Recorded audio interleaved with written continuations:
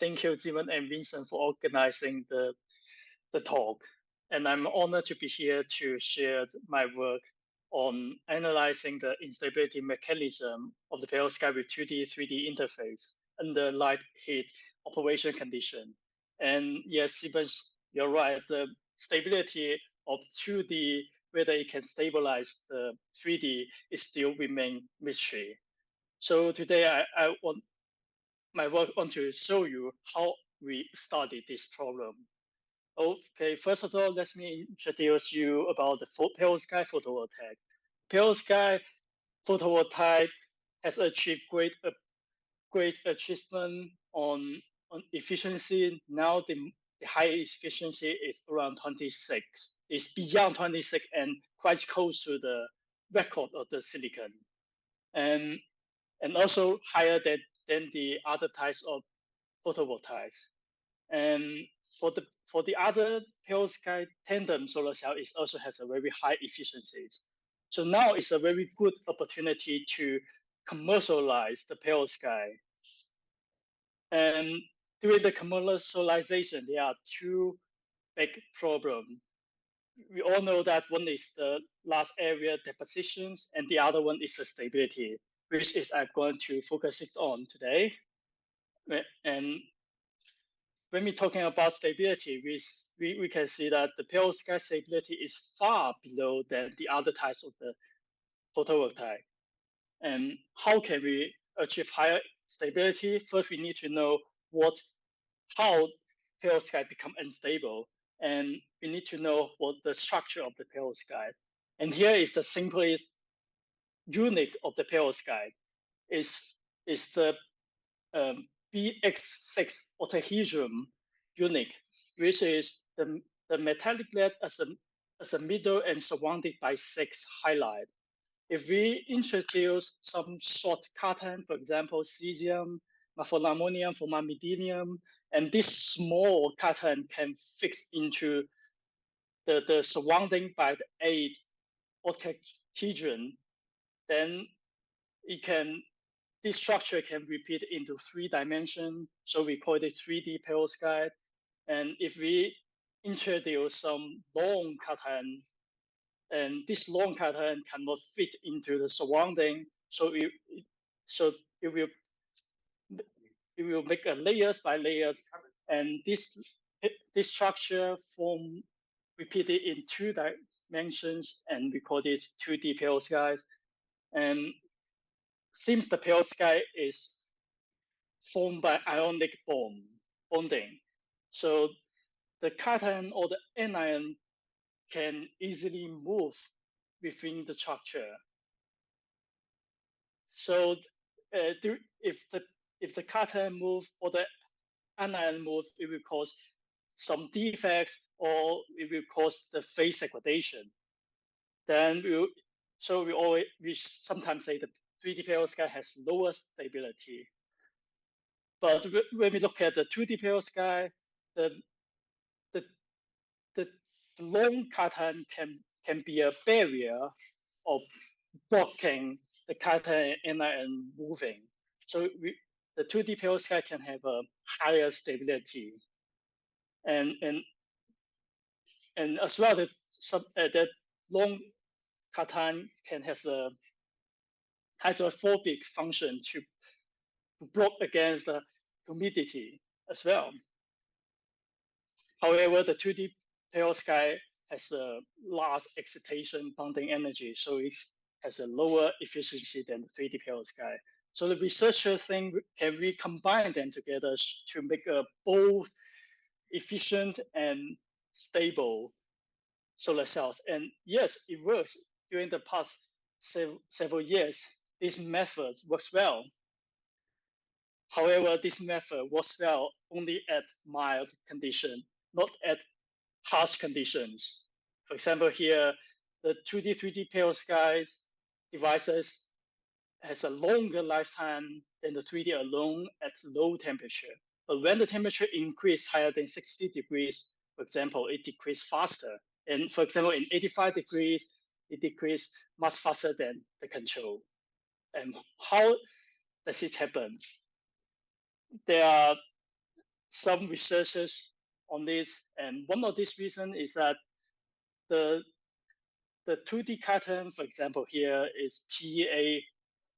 The PEA plus can deprotonate into PA0. The ammonium can deprotonate into the ammonia, and the ammonia will react with the formamidinium into a new molecule. And this reaction will destroy the structure. And so the researchers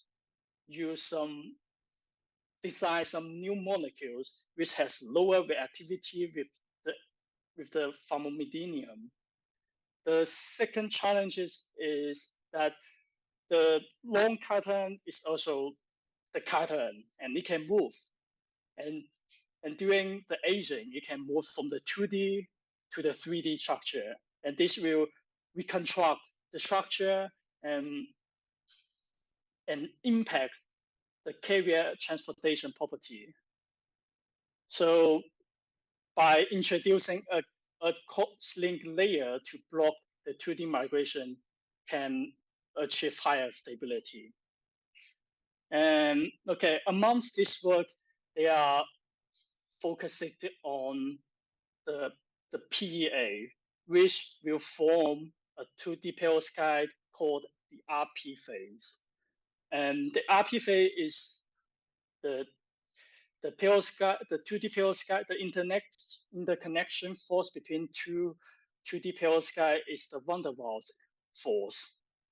And this van der Waals force is weaker if the interconnection force is the hydrogen bonding. We call the 2D perovskite as a DJ phase. And there are another type of 2D perovskite phase called ACI phase with mixing force between van der Waals and hydrogen bond. So in this work, we studied different types of 2D perovskite passivation. And also we want to answer the question how the 2D, 3D interfaces decrease or degrade the device performance quantitatively. Okay, first of all, here is our design structure. We fabricate the devices based on an IP structure, the tin oxide as an electron transport layer, and 2 polymers as the whole transport layer. And we modify the perovskite with different passivators. And I saw them here. We use these 3 as the RP group, and these 2 as the DJ and ACI group, and these 2 as the others passivations group. And at the bottom, I show you the performance, the stability performance of them. We see that the RP devices, the RP passivation has a fastest degradation rate compared to the others. And the DJs and the ACI-based devices has a similar degradation change with the control sample. So how does this happen? And we simplify this question by first making them into a pure film to see if the pure 2D perovskite film is stable or not.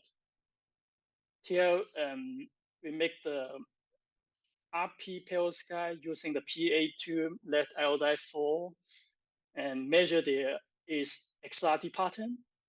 And the XRD pattern shows the characteristic peaks of the RP phase. We can see it's periodically repeated.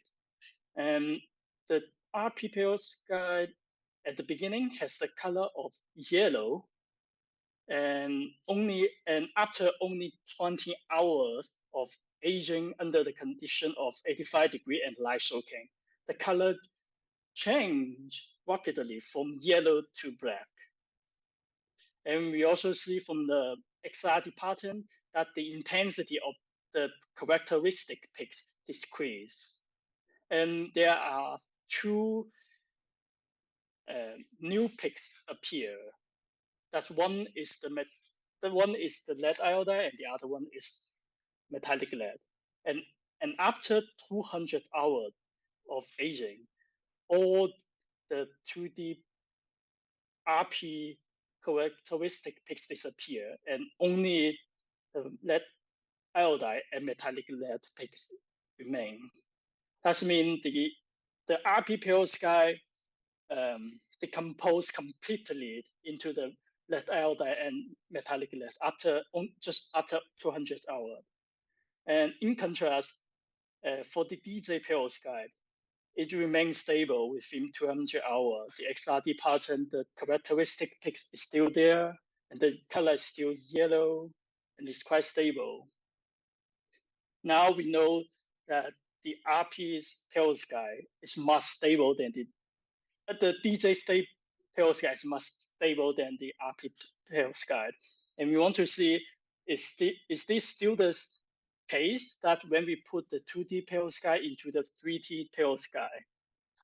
So we designed such an experiment. We put we deposit the perovskite on top of the glass and modify the perovskite with different passivator and age them under different conditions. One age them with only light, age them with only heat, or age them combining with light in the heat. And here we have so many passivator, but for today I only showed you the result for the PAI and the BDAI too. And here I show you the PL optical measurement for the RP and DJ and the control. And for the PL peak at 800 is the 3D perovskite main peak, and it has the band gap of around 1.58. And for the RP phase, because the content confinement, the RP has a larger band gap, so it has a blue sheet PL. And here I classify the PL of the RP as unequal to 1 and unequal to 2. And the DJ also have a small tiny peak here and the shoulder of the PL. And then after the degradation of 85 degrees for 300 hours, the PL of them still look quite similar. Besides there is a increased PL peaks of the RP phase when the N value is larger than 3.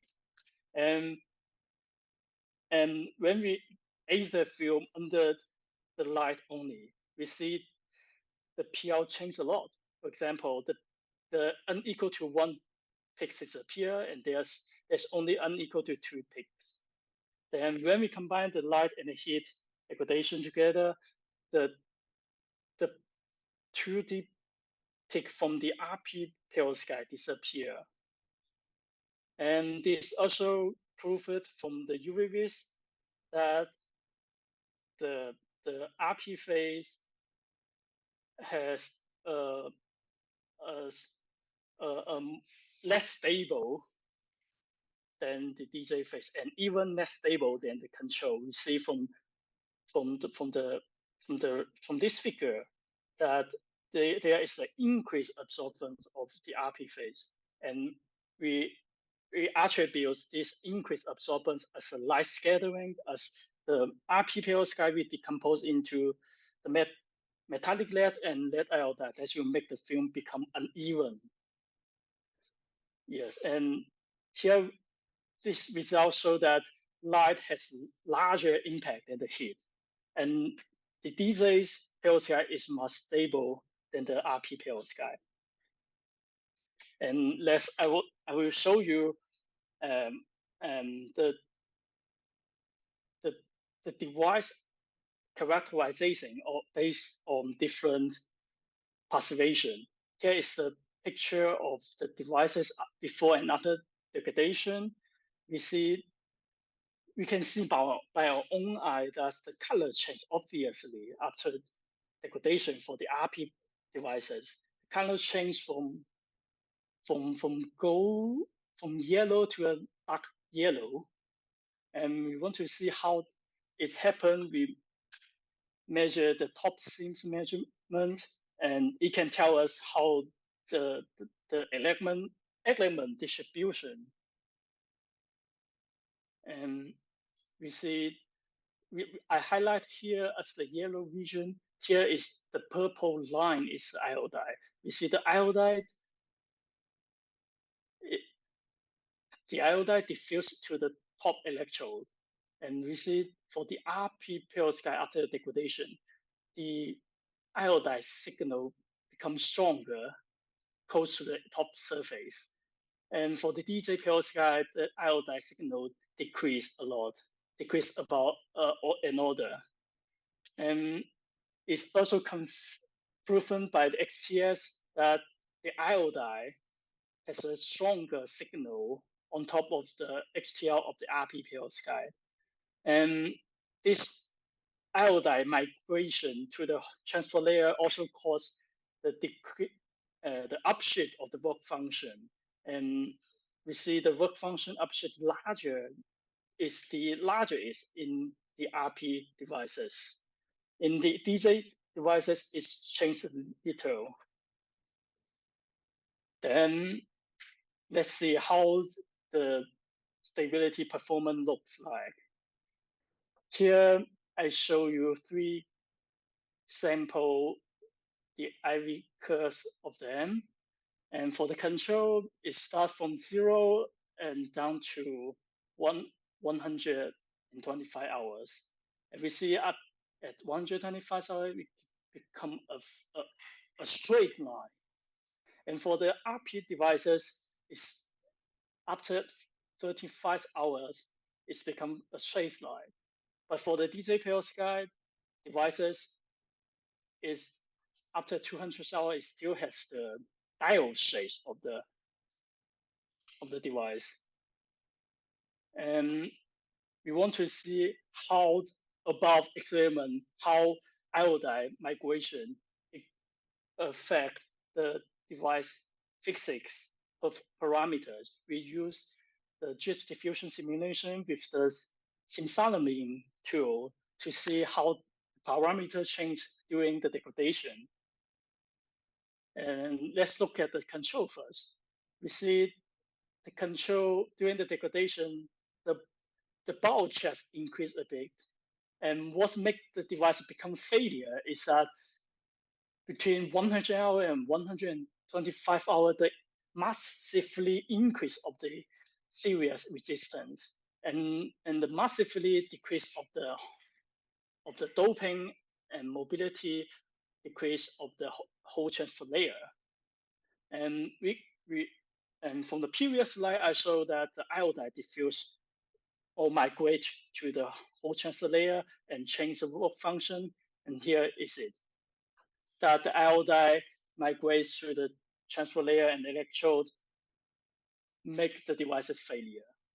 And for the RP perovskite RP devices, the changes are quite similar, but it degrades faster. And we can say that the iodide migrate to the transfer layer faster than the control.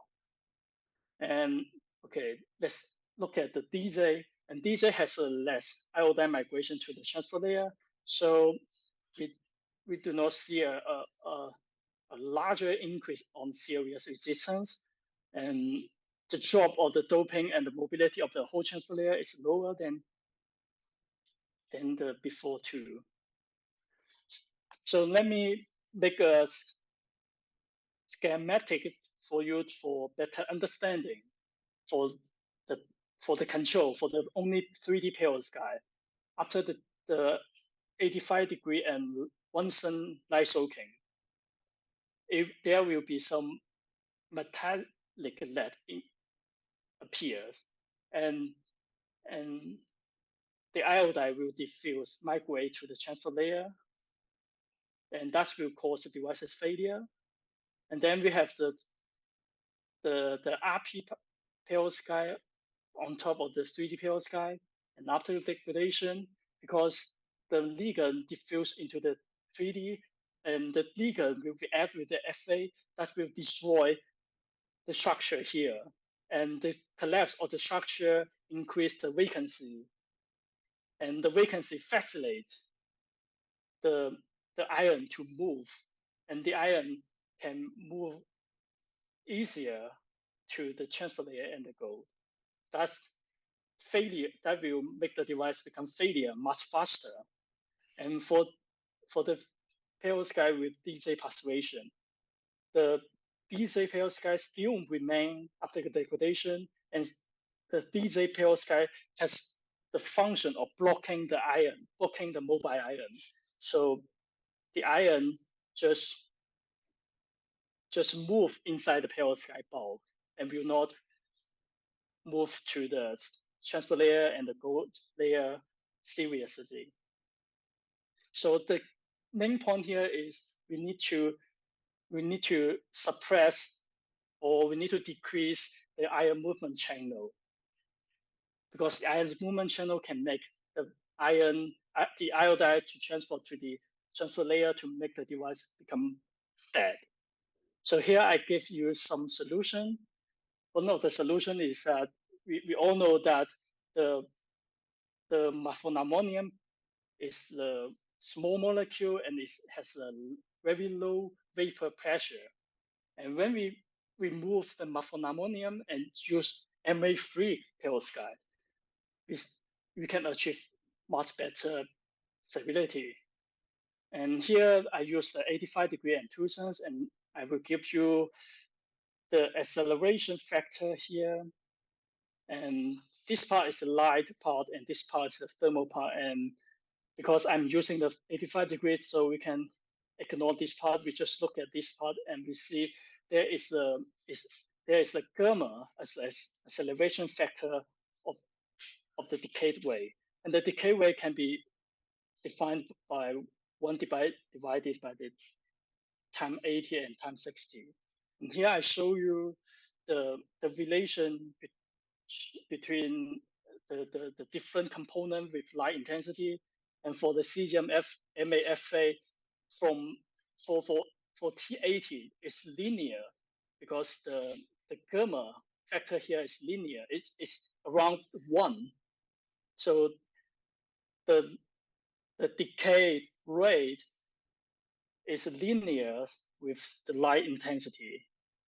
When we are talking about the T80, but when we're talking about T60, is the factor becomes 1.8.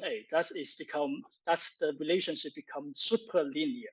That means the cesium MAFA are more sensitive with light intensity, and that means light will cause more ion movement in this component. But when we use cesium FA here, it's both both T80 and T60 has a linear increasement with light intensity. We can say cesium FA has less sensitivity with light, and so it has less ion movement. And okay, but now we can still see that cesium FA are not quite good enough. So here I give you another solution. Okay, why the cesium FA are not good enough? Because we still see there are some phase segregation here. There's delta cesium and delta FA led iodide 3. That's caused by the ion movement of the cesium FA. We can further suppress the ion movement to get a phase segregation free perovskite devices. Here, my solution is to introduce the DJ perovskite at the bottom interface, not the top interface. Then the DJ at the bi-rate interface can improve the crystallization. And then we see the phase segregation is indeed suppressed. And then we have a quite better stability than that. And the improved stability due to the improved JSC and improve the fill factor. And finally, we achieved a T80 of larger than 550 hours under 85 degrees and 2 cents. And this means around 150 hours under 85 degree and 1 cent. Okay, let me summarize the talk today. We find that the RP perovskite is not stable under the light, and the heat is the secondary problem for it. But the heat can accelerate this process, and the decomposition of the RP perovskite will increase lots of vacancies inside the perovskite, and this vacancy will accelerate the iodide or the cation to move, and the iodide migrate to the transfer layer, make the devices dead. That our solution is to reduce the channel, the path for ion movement, and we achieve the lifetime of larger than 500 hours at 85 degrees and 2 suns, and is estimated as TAT larger than 1,000 hours under 85 degrees and 1 sun. That's the update for my talk. And thanks. And finally, thanks for my supervisor for designing the experiment for me, and thanks for my colleagues for helping me set up the measurement and help me do the simulation, help me to get the top sims and XPS result. And also thank you for my funding. And last, thanks audience for your attention. Thank you.